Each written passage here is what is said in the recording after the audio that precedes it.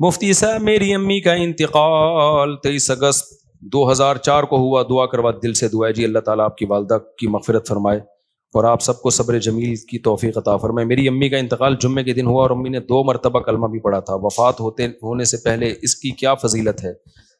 من کان آخر کلامہ لا الہ الا اللہ دخل الجنہ. نبی صلی اللہ علیہ وسلم نے فرمایا جس کا آخری کلام لا الہ الا اللہ تھا وہ جنت میں داخل ہوگا. لیکن بہرحال علماء نے اس حدیث کی تشریح میں لکھا ہے کہ اس سے وہ مراد ہے جو کبیرہ گناہوں سے بچتا ہو. تو اس طرح کی حدیثوں کا یہ مطلب ہوتا ہے. لیکن بہرحال حدیث کے ظاہری الفاظ یہی ہیں, اللہ کی رحمت سے امید لگائی جا سکتی ہے کہ شاید اللہ تعالیٰ, کیونکہ یہ بھی توفیق بھی ملنا بڑی بات ہے. موت کے وقت جو ہے نا اچھی حالت میں موت ہونا یہ اللہ کی بہت بڑی نعمت ہے. اس سے پناہ مانگا کرو کہ فلم دیکھتے ہوئے یا کوئی الٹا کام کرتے ہوئے موت آ جائے. اس سے پناہ مانگا کرو اللہ تعالیٰ. الٹے کام پہ آپ لوگ بہت ہنس رہے ہو, تو جو ہے پناہ مانگا کرو اللہ تعالیٰ کی. تو کوئی اچھے کام پہ نماز پڑھتے ہوئے روزہ رکھتے ہوئے اماں کے پاؤں دباتے ہوئے موت آئے نا ابا اماں کے, تو یہ اچھی موت ہے. مفتی صاحب یہ ہو گیا میرے بھائی وفات. اچھا میں اپنی والدہ سے بہت اٹیچ تھا. میری امی کینسر کی مریضہ تھی, میں ان کی تمام دیکھ بھال کرتا تھا, کوئی نہیں تھا. مجھے ان کے آخری لمحات یاد آ رہے ہیں. تو یہ والدین کا ٹاپک ایسا ہے نا کہ یہ میرے سامنے چھیڑا ہی نہیں کرو, سمجھ رہے ہو. تو دیکھو یہ اب موت تو ہو گئی, لیکن آپ کے لیے بھی اچھی موت ہے کہ آپ نے والدہ کی خدمت کی آخری عمر میں. تو جب والدہ کی خدمت کی تو مرنا تو تھا ہی نا, تو کتنی اچھی موت ہو گئی کہ آپ کو خدمت کی توفیق مل گئی. خدا نخواستہ کوئی جھگڑا ہو جاتا, کوئی اونچ نیچ ہو جاتی, وہ ناراض چلی جاتی ہیں, آپ ساری زندگی ایک غم رہتا. تو جو کام ہو جائے نا اس پہ پھر نہیں غم کرنا چاہیے. اس میں شریعت نے کہا ہے جو ہوا بہتر ہوا, تو بچانے کی پوری کوشش کرنی چاہیے.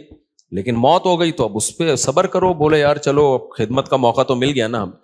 اسلام میں غم منانا, سوچ کے غمگین ہونا, اس کی کوئی فضیلت نہیں ہے. اسلام میں یہ کہ خوش رہنا سیکھو. ہاں اللہ کی طرف سے کوئی غم آ رہا ہے تو ایک الگ بات ہے. تو اسلام آپ کو غمزدہ دیکھنا پسند نہیں کرتا, اسلام آپ کو خوش رہنا. اسلام کہتا ہے بس ایک غم ہونا چاہیے, وہ کیا ہے؟ آخرت کا. اس کی شریعت میں فضیلت ہے. باقی اپنی زندگی وہ غم لیس بناؤ. آج ایک بندہ آیا, جیسے بعض خواتین آتی ہیں نا شوہر بہت ٹینشن دے رہا ہوتا ہے, میں ان کو کہتا ہوں شوہر لیس ہو جاؤ فوراً. ٹینشن لینے کا نہیں. میں نے کہا شادی سکون کے لیے کی تھی نا, جب سکون ہی نہیں مل رہا تو میاں لیس, اس کو طلاق مانگو, اس سے کوئی بھی طریقہ اختیار کرو جان چھڑانے کا. تو کیونکہ بھائی اپنے سکون کے لیے کی ہے نا, ٹینشنوں کے لیے تھوڑی. ہاں تھوڑی بہت ٹینشن تو ہر گھر میں ہوتی ہے. اسی طرح ایک بندہ آیا, وہی چماٹ والا نا, ایک چماٹ لگایا تو بیوی نے 4 چماٹ لگا دیے. تو اور پتہ نہیں کیا کیا ہو رہا ہے. آپ لوگ کبھی میرے ساتھ خوشبو لگا کے آؤ, کبھی بیٹھو. اب ظاہر لوگوں کے راز فاش ہوتے ہیں اس لیے میں یہ باتیں کرتا نہیں, اور میرا مقصد کسی کا مذاق اڑانا نہیں ہوتا. سب کے ساتھ ایسا ہو سکتا ہے, لیکن میں صرف بتا رہا ہوں کہ سوسائٹی مارکیٹ میں ہو واٹس گوئنگ آن, مارکیٹ میں ہو کیا رہا ہے. تو ایسے موقع پہ پھر میں ان لوگوں کو ڈیورس کا مشورہ دے رہا ہوتا ہوں کہ بھائی جب اتنی نوبت ہے تو فارغ کرو میرے بھائی. پھر صبر کا فائدہ نہیں ہے ایسے موقع پہ, کیونکہ شادی سکون کے لیے کی جاتی ہے. تھوڑی بہت ٹینشنیں ہر گھر میں ہوتی ہیں, لیکن ٹینشنوں کی بھی ایک لمٹ ہوتی ہے. کچھ بھی نہیں سن رہی, اپنے آپ کو ماتحتی نہیں سمجھ رہی ہے, تمہیں اس نے خانسامہ بنایا ہوا ہے.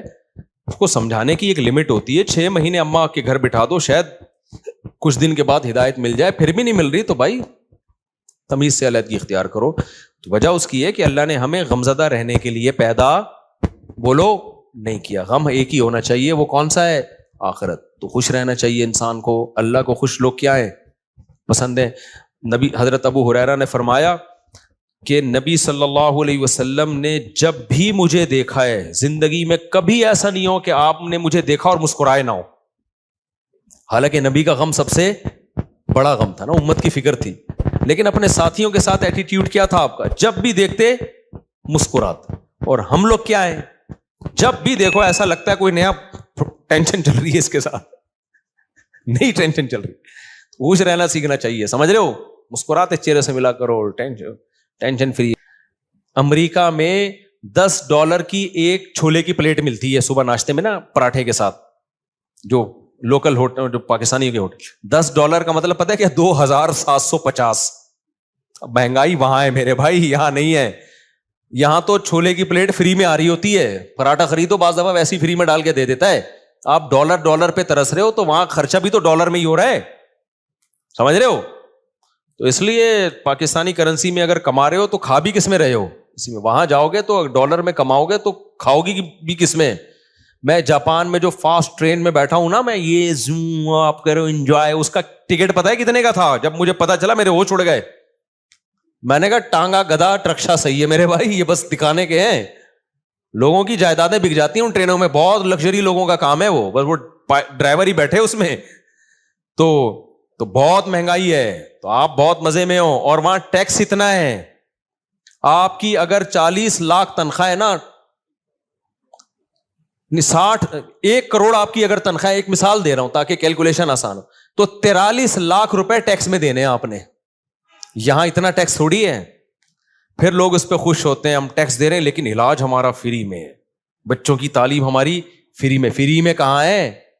43% تنخواہ کاٹ لی تم سے انہوں نے, اب تمہیں فری میں تھوڑی دے رہے ہیں. آپ کی گورنمنٹ یہاں جتنی مرضی کرپٹ ہے, میں کوئی یہ نہیں کہہ رہا بہت نیک گورنمنٹ, جیسی مرضی ہے, اتنا ٹیکس نہیں ہے میرے بھائی.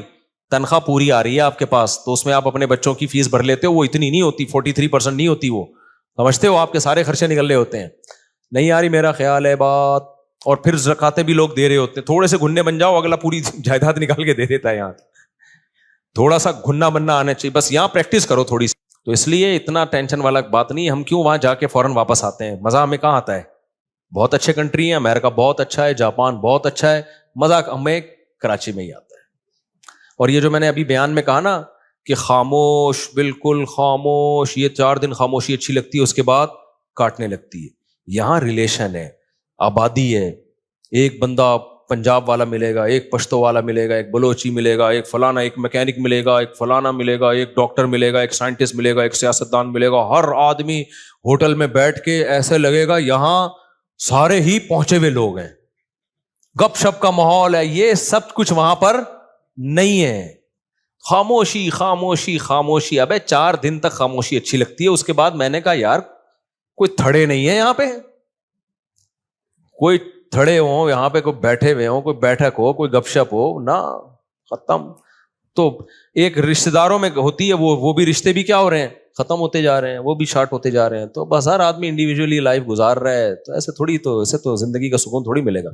بہت سی چیزیں ہمارے یہاں پازیٹیو ہیں میرے بھائی, بس دعا کرو ہمارے یہاں صفائی ہو جائے اور لا کچھ قانون مضبوط ہو جائے, تو ہم ان سے اب بہت آگے ہیں. یہ 2 ہی چیزیں نہیں ہیں, اور یہ 2 ہی انہوں نے بیڑا غرق کیا ہے ہمارا. لیکن جب وہ تو بیڑا گورنمنٹ نے غرق کیا ہوا ہے نا, ہم تو خوش رہنے پر اللہ نے ہمیں پابندی نہیں لگائی. تو آپ اسی کو انجوائے کرو. دیکھو اب کراچی میں برساتی کھڈے کتنے ہو گئے نا بارش ہوتے ہی. اچھا کلائمیٹ ایسا چینج ہوا ہے کہ بارش بھی عجیب قسم کی ہو رہی ہے. ادھر آ رہا ہے کہ جی سمندری طوفان آ رہا ہے, اور واقعی آیا ہوا بھی ہوگا. اس کے پڑوس والے علاقے میں نلکے میں بھی پانی نہیں ہوگا. وہ کہہ رہے ہم تو سمجھ رہے تھے پورا طوفان آ رہا ہے, پانی پانی ہو رہی, ادھر نلکے میں بھی پانی نہیں ہے. عجیب کراچی کا وہ, یعنی بارش ایسے ہو رہی ہے, انڈا موڑ پہ ہو رہی ہے, کلندری چوک پہ نہیں ہو رہی. عجیب ہی سیٹ اپ چل رہا ہے. تو انجوائے کرو اس کو. تو وہ دیکھو کتنے کھڈے ہیں نا, وہ ٹک ٹاکر نے کیسا انجوائے کیا کراچی میں بارش میں. جو کھڈے اتنے بات پہ آپ کو چھلانگے مار کے, تو وہ اس نے اولمپک کی تیاری کر رہے ہیں نا گھر میں, لمبی لمبی چھلانگے مار رہے ہیں. ماں نے پوچھا اولمپک کی, کہہ رہے بعد میں پتا چلا یہ کراچی کے کھڈوں کو کراس کرنے کی ٹریننگ لے رہا ہے. میں نے کہا چلو اتنی ٹینشن میں اس نے. تو اس لیے جس حد تک ممکن ہے خوش رہنے کی کوشش کیا کرو. اللہ کو غمزدہ لوگ پسند نہیں ہے, ہر وقت دکھڑے, یہ ہو رہا ہے, فلانا ہو رہا ہے, ڈمکانا ہو رہا ہے. اور اللہ کو خوش لوگ پسند ہے. ہاں دکھ صرف ایک ہونا چاہیے, وہ کیا ہے بھئی, آخرت میں پتہ نہیں کیا بنے گا. اس کے علاوہ اللہ نہیں چاہتے کوئی دکھ ہو آپ کو. دوسری بات یہ کہ گھروں کے جھگڑوں کو بھی بڑھایا مت کرو. گھروں کے جھگڑوں کو, ہمارے ایک دوست تھے سفر میں, ان کا اپنی بیوی سے پھڈا ہو گیا فون پہ, طبیعت سے چل رہی ہے نا, تیری ایسی کی تیسی. وہ ادھر سے اس کو جواب آ رہا ہے, طبیعت سے پھڈا ہوا ان کا. اور اپنے دوستوں کو بھی بتا رہے ہیں میری بیگم نے یہ. ظاہر ہے سب کے سامنے ہو رہا ہے تو پتہ چلے گا نا دوستوں کو کہ یار کیا ہو گیا. بے یار میرا تیری بھابھی نے دماغ خراب کر کے رکھا ہوا ہے یار, یہ ہے ایسا نا. آدھے گھنٹے کے بعد نارمل بیٹھے ہوئے, چائے چل رہی ہے, گپ شپ چل رہی ہے گھر میں, بیگم اور بیگم وہ میں آ رہا ہوں پرسوں. وہ دوست نے پوچھا ابے آدھے گھنٹے پہلے تو ایسا لگ رہا تھا کہ طلاق ہو جائے گی تم دونوں میں, ابھی تھوڑی دیر میں ایسا لگ رہا ہے کہ کوئی مسئلہ ہی نہیں ہے. تو اس نے کہا یار میری عادت ہے 15-20 منٹ کے بعد پھڈے کو میں بھول جاتا ہوں, ٹھیک ہے نا, فنش. واقعی یہ جن لوگوں کی عادت ہو نا وہی خوش رہ سکتے ہیں اس زمانے میں. اور جو ناک پہ مکھی بٹھا کے رکھتے ہیں نا اور دل میں لے کے بیٹھ گئے اس نے یہ کیوں بولا تھا, ابے بھائی جو بولا تھا بول دیا, ختم کر, جب سنا دیا اس نے بھی سنا دی, اس نے بھی سنا دی, ختم, قصہ ختم, چلو بھائی دوبارہ سے جیسے انجوائے کرو لائف. اور لوگ کہتے ہیں بھی تنبیہ تو ہوئی نہیں, نہ جب یہ پھڈا ہوتا ہے نا اگلے کو خود تھوڑی سی تنبیہ ہو جاتی ہے. آئندہ وہ بولنے سے پہلے اس کو بھی پتا ہے, آپ کو بھی پتا ہے کہ میں یہ بولوں گا اس کی دکھتی رکھ پہ پاؤں رکھ دوں گا میں, وہ یہ بولے گی تو میرے کھوپڑی گھومے گی. تو دونوں تھوڑا تھوڑا ایک دوسرے کی کھوپڑی کا احترام آہستہ آہستہ شروع کر دیتے ہیں. خود ہی شادی شدہ آدمی کی زندگی ایک مینجمنٹ خود بخود آ جاتی ہے. تو اگر آپ جو دل میں لے کے بیٹھ گئے, اس نے میرے کو یہ بولا تھا, اس نے یوں کر دیا تھا, اس نے, یار تمہیں ایک واقعہ سناتا ہوں اس سے بس, پھر میں بس آپ لوگ سے 2-4 سوال لے کے بیان ختم کرتا ہوں. اس سے بڑا کیا یعنی ایک طرح سے ظلم ہوگا کہ سیدہ عائشہ رضی اللہ تعالی عنہا پر جب تہمت لگی ہے نا, منافقین نے جھوٹی تہمت لگائی, اس میں حضرت مصطح رضی اللہ تعالیٰ عنہ جو صحابی رسول ہیں وہ بھی اس پروپیگنڈے کا شکار ہو گئے تھے. وہ بھی منافقین کی باتوں میں آ گئے اور انہوں نے بھی حضرت عائشہ کے بارے میں یہ منافقین سے سن کے الفاظ کہے. حضرت عائشہ بیٹی کس کی ہیں؟ ابو بکر کی. آپ بتاؤ غیرت مند آدمی کو کتنا غصہ آئے گا نا. حضرت ابو بکر حضرت مصطح کے ساتھ مالی تعاون بہت زیادہ کیا کرتے تھے کیونکہ رشتہ دار بھی تھے اور غریب بھی تھے. جب حضرت ابو بکر کو پتا چلا نا میری بیٹی کے بارے میں انہوں نے یہ الفاظ کہے ہیں, تو حضرت ابو بکر نے قسم اٹھائی کہ آج کے بعد 1 روپیہ نہیں دوں گا. یعنی میں خرچ کر رہا ہوں ان پہ اور میری بیٹی پہ یہ بھی تہمت میں شریک ہو گئے. بعد میں جب قرآن کی آیتیں نازل ہوئیں, حضرت مصطح نے توبہ کی اور بہت گڑ گڑائے اللہ کے سامنے, توبہ کی. لیکن ابو بکر رضی اللہ تعالیٰ عنہ قسم اٹھا چکے تھے ان پہ میں خرچ نہیں کروں گا, میں نہیں خرچ کروں گا ان کے اوپر. لہذا انہوں نے کہ بھائی ٹھیک ہے آپ نے توبہ کر لی لیکن یہ ہلکا جرم تو نہیں ہے نا. کتنی بڑی شخصیت بھائی, سیدہ عائشہ نبی کی زوجہ بھی ہیں اور ابو بکر کی بیٹی بھی ہیں. تو نبی نے بھی معاف کر دیا ان کو. کتنا بڑا ظرف یار بھائی, جب گڑ گڑا لیے توبہ کر لیے تو معاف کر دیا, کیونکہ نبی کے سامنے بڑا ویژن ہے نا. جو چھوٹے یعنی گھروں میں چھوٹے چھوٹے جھگڑوں کو لے کے لمبے چلتے ہیں نا, وہ دنیا میں کوئی بڑا کام نہیں کر سکتے, وہ بس انہی میں الجھ کے رہ جاتے ہیں. تو نبی صلی اللہ علیہ وسلم نے تو معاف کیا ہی, ابو بکر نے معاف نہیں کیا. انہوں نے کہا ٹھیک ہے میں کوئی انتقام نہیں لے رہا, لیکن جیسے میں پہلے خرچ کرتا تھا نہیں کروں گا خرچ. سورہ نور کی آیتیں نازل ہوئیں, وَلَا يَأْتَلِ أُولُو الْفَضْلِ مِنْكُمْ وَالسَّعَةِ أَنْ يُؤْتُوا أُولِي الْقُرْبَى وَالْيَتَامَى وَالْمَسَاكِينَ. فرمایا اللہ تعالیٰ نے کہ تم میں جو قرابت دار ہیں تو جن لوگوں نے ان پہ خرچ نہ کرنے کی قسم اٹھائی ہوئی ہے وہ اپنی قسموں کو توڑ دیں. الا تحبون ان یغفر اللہ لکم, کیا تم چاہتے نہیں ہو کہ اللہ تمہاری غلطیوں کو بھی معاف کرے؟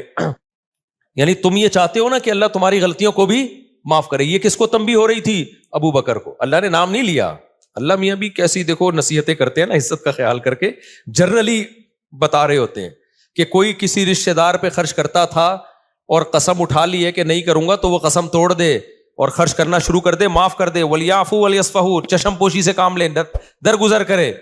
الا تحبون ان یغفر اللہ لکم, کیا تم نہیں چاہتے کہ اللہ بھی تمہاری غلطیوں کو معاف کرے؟ جب یہ آیت نازل ہوئی ہے ابو بکر نے کہا کیوں نہیں ہے اللہ, میں چاہتا ہوں تو میری غلطیاں معاف کر. یعنی اگر میں ان کو معاف کروں گا تو کل تو قیامت میں میری غلطیاں بھی معاف کرے گا, تو کیوں نہیں معاف کروں گا میں. کتنی بڑی غلطی کو معاف بھی کیا اور دوبارہ حضرت مصطح کو پر صدقہ کرنا شروع کر دی. تو جو آدمی معاف نہیں کرتا نا, بغض رکھتا ہے, وہ ڈپریشن اور ٹینشن میں رہتا ہے. اور جو دماغ کو صاف اور پاک کر کے سوتا ہے کہ یار جو تھا قصہ ختم, تو وہ ڈپریشن سے آزاد ہوتا ہے. تو ہم لوگ جھگڑوں کو لے کے بیٹھے رہتے ہیں اتنے لمبے لمبے کہ اس نے میرے کو یہ بولا تھا, اس نے میرے کو یہ بولا تھا, اس نے مجھے یوں کیا تھا. ابے چھوڑ دے یار, ٹھیک ہے اپنے آپ کو بھی ریلیکس کر, دوسرے کو بھی ٹینشن سے باہر نکال. تو اس لیے میرے بھائی خوش رہنا سیکھو, اور جس آدمی کے دل میں کینہ ہو, بغض ہو, چیزوں کو لے کے بیٹھتا ہو, وہ کبھی بھی خوش نہیں رہ سکتا, جلتا کڑتا ہی رہتا ہے, منفی باتیں ہی کرتا رہتا ہے.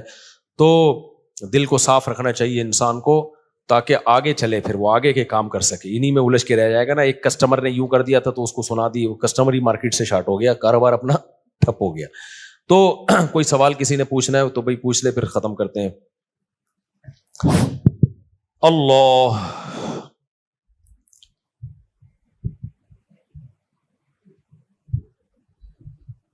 یہ جو میں نے اپنا قصہ سنایا تھا نا اپنے والد صاحب کا, اس پہ لوگوں نے بڑے کلپ چلائے, امریکہ تک میں پھیل گیا. نہیں, میں نے کہا تھا میرے والد صاحب سے تھوڑی میں نے اونچی آواز میں بات کی, آج کے بیان سے متعلق ہے یہ. میں نے بتایا تھا نا میری ایک دفعہ والد صاحب سے اونچی آواز میں بات ہوئی, تو میں نے سوتے ہوئے والد صاحب کو اٹھا کے معافی مانگی. یہ کلپ بڑا وائرل ہوا, اچھا ہے. اس میں ایک بات میں بتانا بھول گیا تھا, جب کلپ وائرل ہو ہی گیا, ایک منٹ بیٹا, یہ عمل میں نے اپنے بڑے بھائی کو دیکھا تھا یہ کرتے ہوئے. میرے بڑے بھائی کے ساتھ اس طرح والد صاحب نے ایک دفعہ ہاتھ اٹھایا تھا ان کے اوپر, تو شاید ان کی زبان اڑ گئی تھی. تو میں نے اپنے بڑے بھائی کو دیکھا کہ انہوں نے جا کے والد صاحب سے معافی مانگی. تو یہ میں بتا رہا تھا نا کہ جو چیز دیکھتا ہے انسان وہ سیکھتا ہے. تو مجھے اپنے بڑے بھائی کا یہ عمل میرے دماغ میں انسٹال ہو گیا تھا کہ یار اگر بڑوں سے کبھی ایسا ہو بھی جائے تو معافی مانگی جاتی ہے. تو اس لیے میں کہتا ہوں کہ اپنے ماں باپ کی خدمت اپنے بچوں کے سامنے کر لو, تاکہ تمہارے بچوں کو پتا چلے کہ انہوں نے بھی تمہیں بڑھاپے میں سنبھالنا ہے. سمجھتے ہو گے نہیں سمجھتے؟ اپنی ماں کی خدمت اپنے بچوں کے سامنے کر لو, تاکہ بچوں کو پتا چلے کہ جو تمہاری بیٹیاں ان کو پتا چلے کہ بھائی ہم نے بھی اپنی ماں کو بڑھاپے میں سنبھالنا ہے.